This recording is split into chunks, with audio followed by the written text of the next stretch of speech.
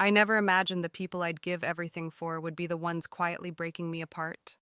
I used to think family meant unconditional love. You know, that invisible string quietly tying us all together, no matter how far we drift apart. I grew up believing that you always stand by your family, you always protect them. So, when Mom's voice softened on the phone, asking, "Emily, honey, could you help out just a little more this month?" I didn't hesitate. "Of course, Mom," I answered instantly, even as I glanced anxiously at the stack of unpaid bills sitting on my kitchen table. But she didn't need to know about my struggles, she just needed my help. That's what family was supposed to be, right? Sacrifice without complaint, love without condition. For years, that's how it went. My life revolved around endless sacrifices. I took extra shifts, skipped weekend outings with friends, delayed vacations, and never thought twice about it. I remember the ache in my feet after 12-hour shifts, the hollow silence of my empty apartment, and the gentle tug of loneliness every night.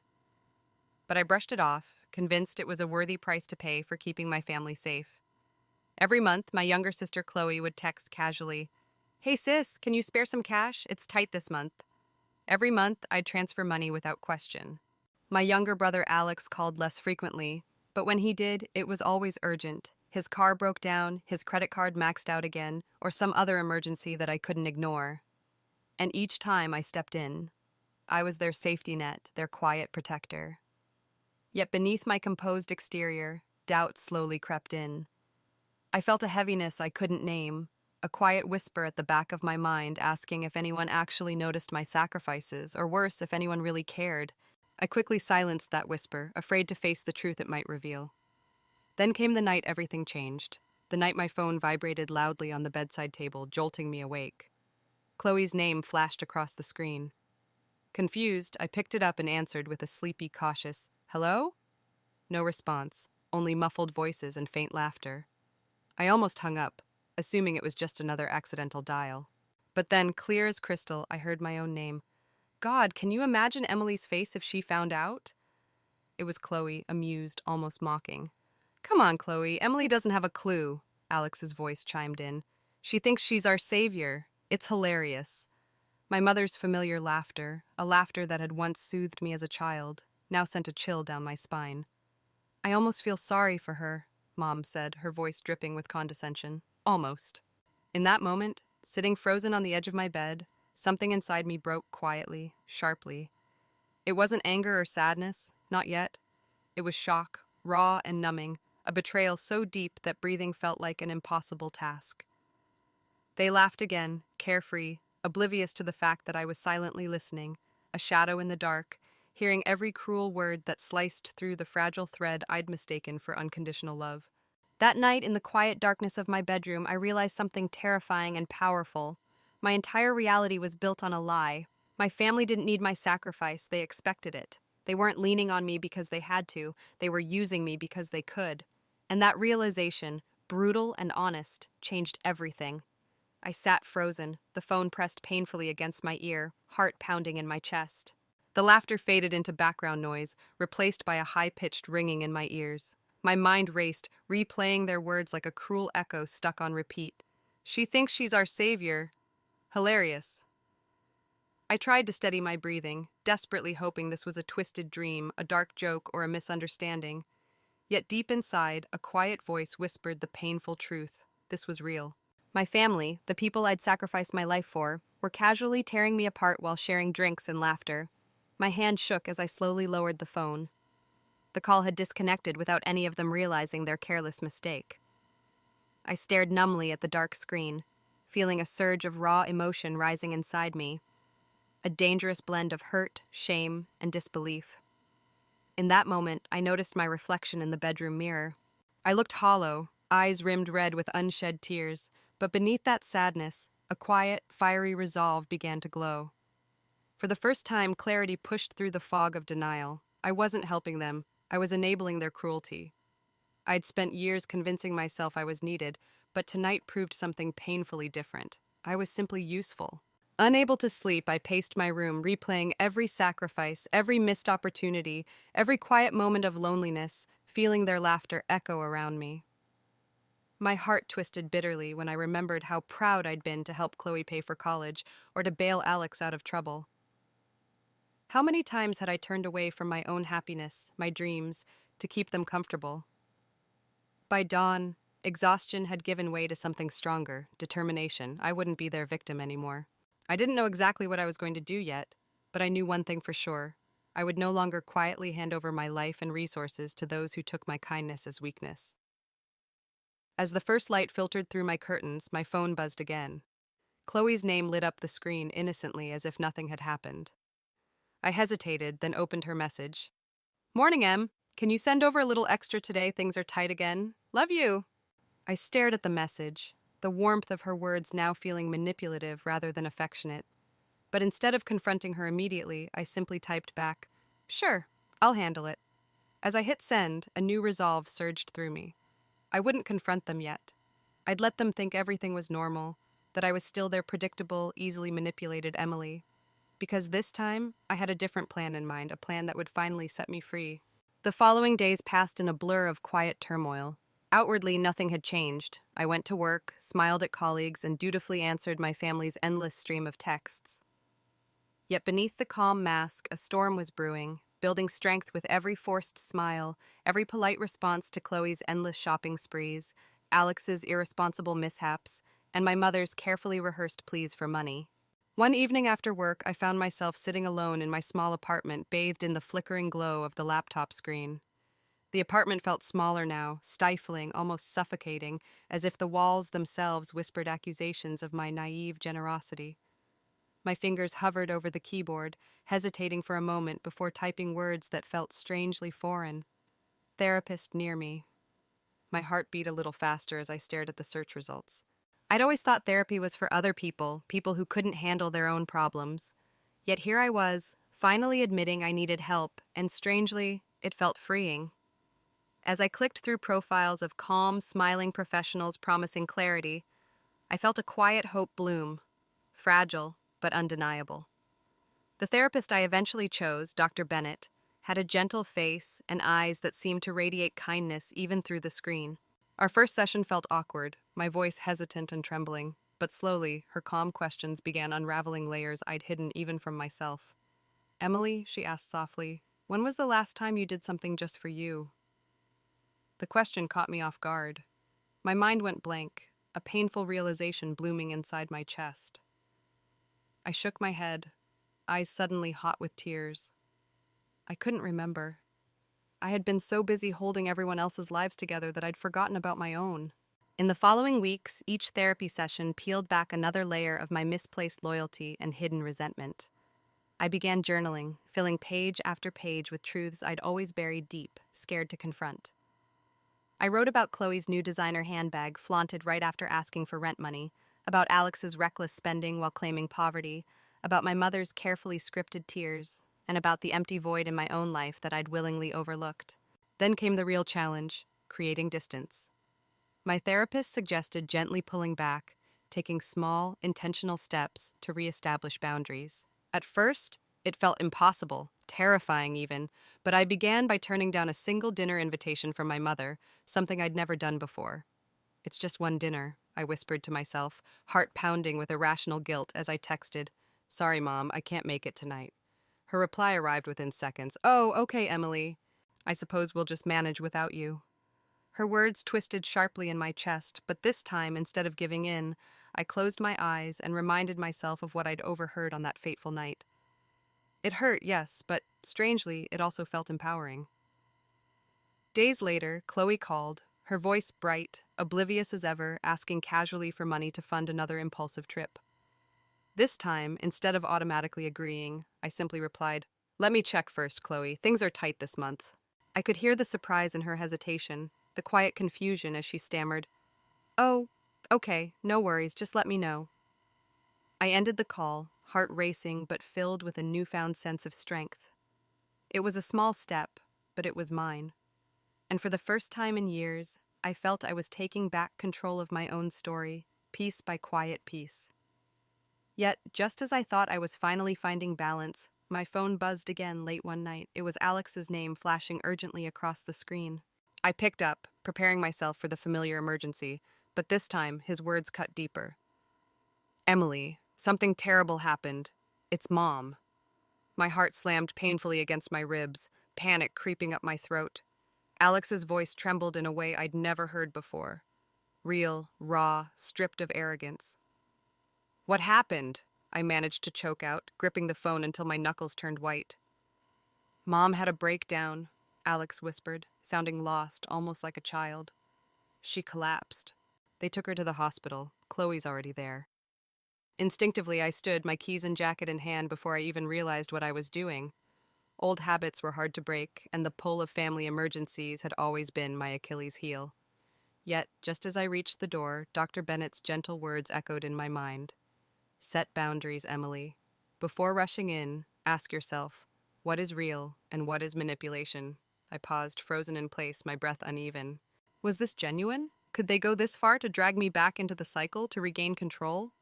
My fingers shook as I dialed Chloe's number, needing confirmation from someone else, someone who'd seen our mother with their own eyes. Chloe answered instantly, voice tight, strained with tears. "Emily, it's serious. Mom's not well. Doctor said it's stress-related. She kept talking about money, about losing the house. We really need you right now." As she spoke, guilt surged within me again, heavy, dark, suffocating. I fought to remain steady, reminding myself of every small breakthrough I'd made, every careful boundary I'd started building. "I'm coming," I finally answered, voice firm, but adding softly, "but only to talk to the doctors." Arriving at the hospital, the sterile lights were painfully bright, highlighting every detail I'd tried desperately to avoid.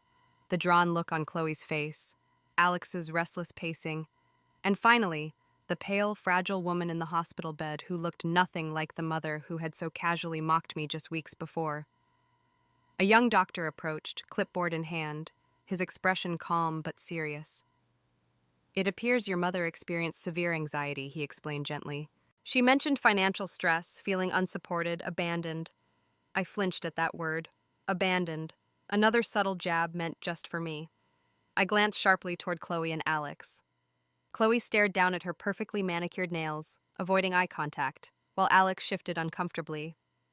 Suddenly, clarity hit me hard, stripping away any lingering uncertainty. Even now, in her most vulnerable moment, my mother was manipulating the narrative, painting herself as the victim and me as the villain. "I see," I murmured softly, feeling a quiet anger ignite deep within me. "Doctor, can stress alone cause this?" "Prolonged emotional strain can indeed manifest physically," he confirmed sympathetically. "She'll recover, but ongoing emotional support is crucial." I nodded, forcing myself to breathe calmly. Then, as the doctor stepped away, I felt Chloe's gentle yet unmistakably calculating grip on my arm. "Emily, we need you," she whispered urgently. "You heard the doctor. Mom needs emotional support, and we obviously can't handle this alone." Alex added quickly, "You're the only one who can fix this." For a moment, old instincts nearly won. My urge to say yes, to step into the familiar role of the savior, was almost overwhelming. But then my eyes caught something. An expensive designer purse casually discarded on Chloe's seat, and Alex's brand new smartwatch gleaming on his wrist. My mind flashed back to their casual cruelty on that accidental phone call. Their masks slipped just enough, and in that brief moment I saw through their carefully orchestrated crisis. This wasn't an emergency, it was a test, another manipulation, carefully staged. A quiet rage surged through me, tempered only by the sadness that followed. They still saw me as nothing more than a resource to exploit. Taking a slow, deep breath, I gently but firmly pulled my arm away from Chloe's grasp. "You're right," I said calmly, looking directly into their startled eyes. "She needs emotional support, but not from my wallet. This stops here." Without waiting for their reactions, I turned and walked toward the exit. Each step felt strangely powerful, heavier yet lighter somehow, leaving behind more than just the sterile white walls and fluorescent lights. I was walking away from an old life, one where manipulation was mistaken for love. But as the cool night air filled my lungs outside the hospital, my phone buzzed again. I hesitated, dreading what new twist awaited me. When I saw the caller ID, my breath caught in my throat. It wasn't Mom, Alex, or Chloe, it was Dad. The man who had disappeared years ago without explanation was suddenly reaching out after all these years. Why now? Heart pounding, curiosity winning out over caution, I answered. "Emily," he said softly, his voice almost unrecognizable, heavy with regret. "We need to talk. I think it's time you knew the truth." Dad? My voice cracked slightly, betraying a vulnerability I didn't want to show. Memories flooded my mind, memories I'd locked away years ago. Long afternoons spent waiting by the window for his car, birthdays marked by empty promises, the unanswered questions that had haunted my childhood. Emily, his voice softened, heavy with regret. I know this is sudden, and you have every reason not to trust me, but please hear me out. I hesitated, fingers trembling around my phone. For years I'd imagined this moment, dreamed of confronting him, demanding answers, closure. But now, faced with his genuine remorse, all that bravado slipped away. Why now? I whispered, my voice barely audible. He sighed deeply, a sound weighed down by years of unspoken truths. I heard about your mother's hospitalization. I knew this day would come, Emily. Your mother, she's always been complicated. What does that mean? My heartbeat quickened. I know what she and your siblings have been doing to you, he confessed quietly, because they did it to me, too. When the money ran out, so did their love. Leaving was my only way out. A chill raced down my spine. Suddenly, everything started to click into place. Mom's carefully crafted emergencies, Chloe and Alex's constant demands, their endless cycle of dependency. Had I become exactly like him, just another disposable resource? Why didn't you say something earlier? I asked, hurt and confusion battling within me. Because, he paused, voice trembling, I thought I was protecting you by leaving. I believed you'd see the truth eventually, but I was wrong. I underestimated their hold on you. His words cut deep, exposing wounds I hadn't realized were still bleeding. Was he right? Had I become blind to the manipulation because I so desperately wanted their love? My throat tightened painfully as my therapist's words resurfaced. Sometimes, Emily, we mistake exploitation for love because we fear facing the alternative. What am I supposed to do now? I asked, voice barely holding steady. Do what I didn't, he answered gently. Break the cycle. You have to walk away before they destroy who you really are. Tears blurred my vision, but a surprising sense of relief settled within me. Despite years of resentment toward my father, for the first time I felt understood, validated. Yet, a part of me hesitated. Could I trust his words after all the pain he had caused? As if sensing my hesitation, he spoke softly. Emily, there's one more thing you deserve to know. Something they've hidden from you all this time. My heart thumped painfully, sensing another revelation coming. Your grandmother, my mother, left something behind when she passed, a legacy meant only for you. Your mother kept it hidden because she knew it would set you free. What is it? My voice shook, fear and hope warring within me. A letter, a truth your mother never wanted you to know. About you, about your power, about how much you truly matter. I stood motionless beneath the dim glow of a street lamp, the world suddenly feeling different, sharper, more vivid. The night air filled my lungs with courage rather than fear. Where is it? I asked firmly, feeling a quiet strength I hadn't felt before. Meet me tomorrow, he said gently, at our old place by the lake. I'll give it to you then. After that, the choice is yours. Walk away or return to the life they want you trapped in. But Emily, whatever you choose, please don't choose out of guilt. As I ended the call, I felt a rush of emotions, fear, uncertainty, excitement, but above all, a fierce sense of determination. For the first time in my life, the truth felt close, within reach. Tomorrow, by the quiet waters where my childhood innocence once lived, I'd finally confront the past and take back control of my future. Yet deep down, I couldn't shake a lingering doubt. Was my father truly helping me? Or was this yet another manipulation in disguise? The lake was exactly as I remembered. Quiet, still, hidden away as though frozen in time. Early morning fog hovered just above the water, weaving through ancient trees, thick with secrets. My heart thudded sharply against my ribs, nervous energy vibrating through every step as I approached the old wooden bench where my father already sat waiting. He looked older, worn, shadows beneath his eyes deeper than the ones in my memories. I paused for a moment watching him, hesitant to break the strange silence, but he sensed me, turning slowly, eyes reflecting the same uncertainty I felt. Emily, he whispered, rising cautiously. Dad, I managed, voice steadier than I felt. I didn't sit down, choosing instead to remain standing, needing the security of distance. He reached into his worn jacket, carefully pulling out a sealed envelope, edges frayed by time. My heartbeat quickened as I took it, noticing immediately the handwriting, elegant yet unfamiliar.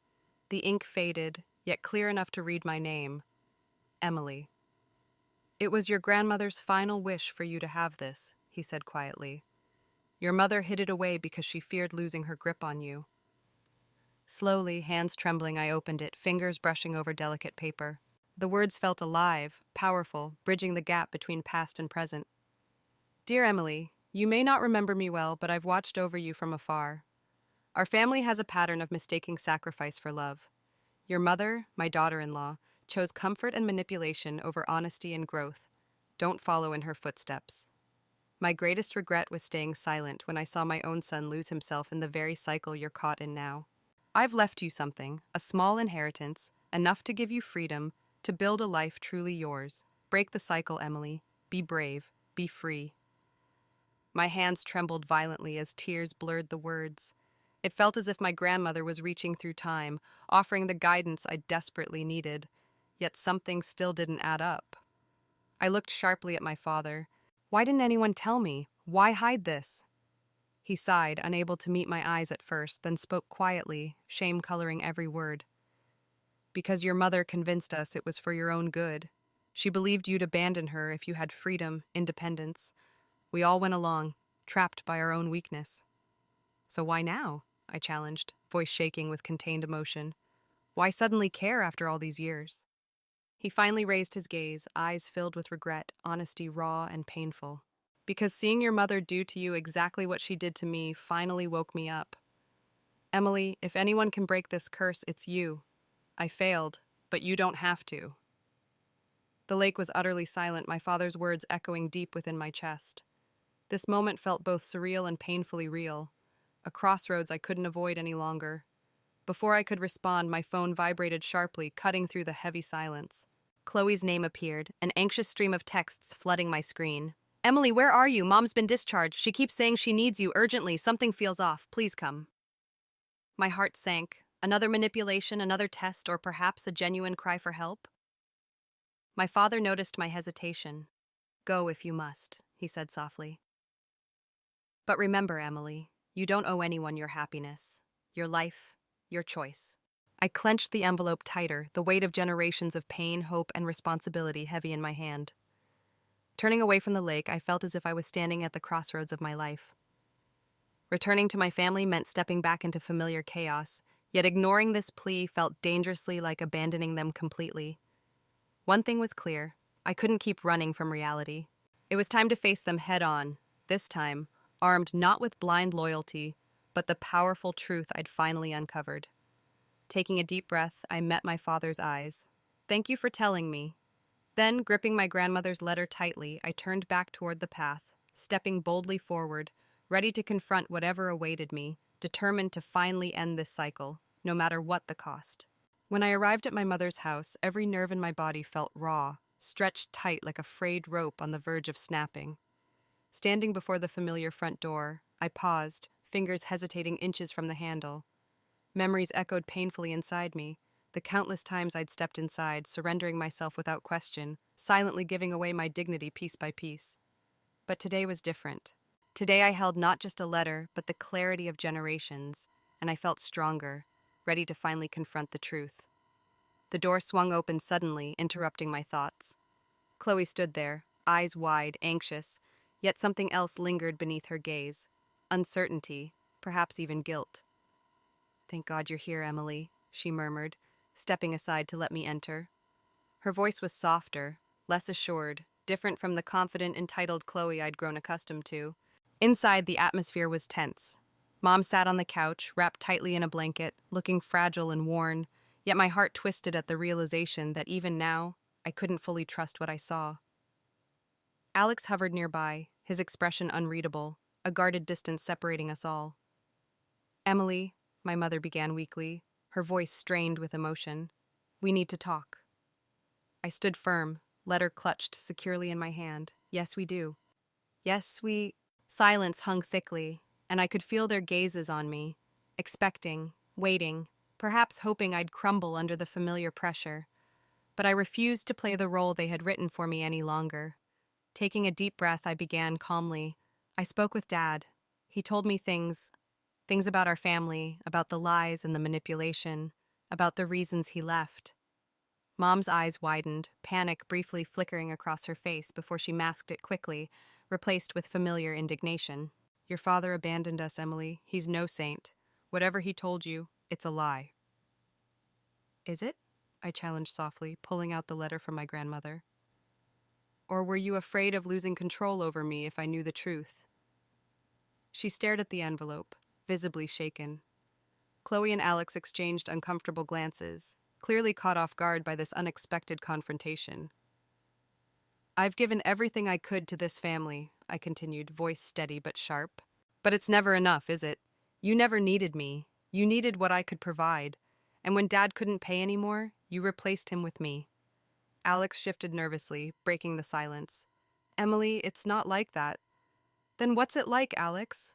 I snapped, my voice finally breaking with emotion.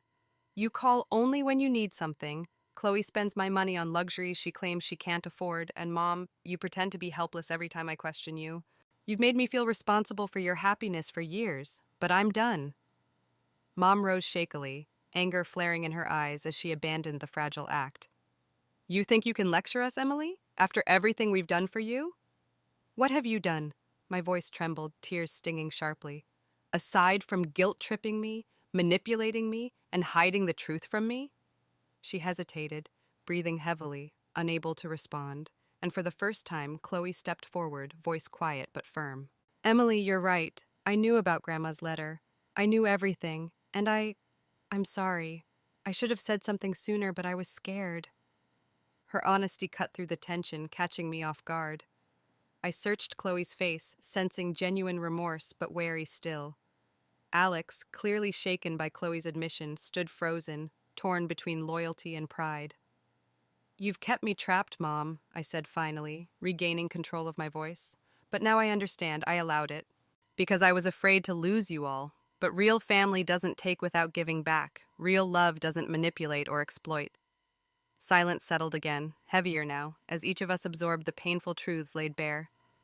My mother looked smaller, deflated, the facade finally cracking open to reveal a vulnerable woman beneath, one whose fear had consumed her, and us all. Emily, Mom whispered, voice barely audible. Please, don't leave us. My heart twisted painfully at her vulnerability, yet this time compassion came with clarity, not guilt. I'm not leaving out of anger, I replied softly, feeling the weight of every word. I'm stepping back because we need to heal, separately. You need to see who you are without me, and I need to rediscover who I am without you. Turning slowly toward the door, I met Chloe's uncertain gaze. Alex stared silently at the floor, and Mom sank slowly back into the couch. I left them there, quiet and broken, understanding now that true healing required space, honesty, and time. As I stepped outside, closing the door gently behind me, my heart was heavy, yet strangely free. But the relief didn't last long. My phone buzzed urgently once more, Dad's name appearing again. His voice, tense with anxiety, spilled out quickly. Emily, there's something else. Something I didn't tell you. Your mother, she's not well. It's not just manipulation this time. It's real, Emily. She needs you more than ever. My breath caught painfully in my chest, uncertainty returning with a vengeance. Had I just made the biggest mistake of my life, or was this yet another layer of manipulation? Once again, I found myself at a crossroads, yet this time, the decision felt impossibly harder. My fingers tightened around the phone, breathing uneven as the weight of Dad's words pressed into my chest. Just moments before, I'd felt certainty, felt that clarity I desperately fought to achieve. But now, doubt clawed back fiercely, whispering familiar lies about responsibility and sacrifice. Emily, are you still there? Dad asked, his voice strained and urgent. Yes, I whispered, closing my eyes briefly, grounding myself. How serious is it this time? Doctors discovered a heart condition, something she's hidden for years, he explained softly. I just found out. I swear, Emily, this isn't manipulation. This is real. I stood frozen, torn between the life I'd just reclaimed and the fear of losing her forever. Could I really walk away now, knowing she genuinely needed me? Or was this just another test of my strength, of my ability to maintain the boundaries I'd worked so hard to build. "I'll call you back," I finally managed, my voice barely audible. I hung up and leaned against the wall, breathing deeply. For a moment, the world seemed impossibly silent, every sound distant and muted. The familiar pull of guilt returned, tightening like chains around my heart. Yet as the quiet surrounded me, something shifted. I remembered my grandmother's words clearly, as if she stood beside me, speaking softly into my ear. "Break the cycle, Emily. Be brave." I knew now the bravery she spoke of wasn't just confronting my family, it was choosing to prioritize myself without feeling selfish. After a long, reflective silence, I picked up the phone once again, this time dialing Chloe's number. "Emily?" she answered immediately, her voice cautious. "Chloe," I said gently, voice steady but firm. "I heard about Mom's condition." "Emily, please come back," Chloe pleaded softly, vulnerability evident in her voice. "We really need you right now." "I know," I answered quietly. "But this time, Chloe, we need each other. Things have to change. I'll help Mom, but on my terms, not theirs." She hesitated, then quietly agreed, her voice softer, understanding. "You're right. Things have to be different. I promise I'll try." Ending the call, I felt relief and apprehension intertwined. I'd chosen a path that wasn't easy, one that demanded strength, patience, and constant vigilance. But it was mine. This was the first time I'd truly set a boundary, acknowledging my worth not as a tool or resource, but as someone deserving of respect and love without conditions. Weeks passed, blending into months, and I found a rhythm that felt honest and balanced. I spent time caring for my mother, but with boundaries clearly defined. Chloe began her own path toward independence, surprising me by starting therapy herself. Alex remained distant, his pride wounded, yet slowly reaching out, tentatively attempting reconciliation. My relationship with my father remained cautious, an open door, but one neither of us felt fully ready to walk through again, not yet. One afternoon, as I sat alone by the lake, holding my grandmother's letter, I realized the truth about healing. It's never clean, rarely perfect.